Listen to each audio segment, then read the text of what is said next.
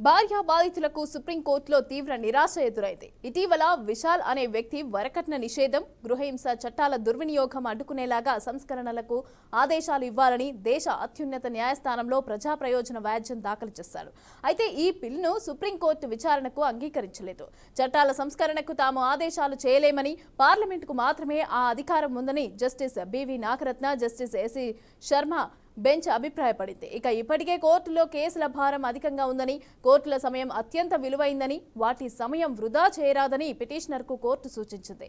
ఇక ఈ చట్టాల్లో సంస్కరణలు తెస్తే వాటి దుర్వినియోగాన్ని ఆపలేమని, అప్పుడు మాత్రమే తమ బాధలకు చెల్లు చీటి అని ఆశ పెడుతున్న భార్య బాధితుల ఆశల మీద నీళ్లు చల్లినట్లయిందని అన్నారు.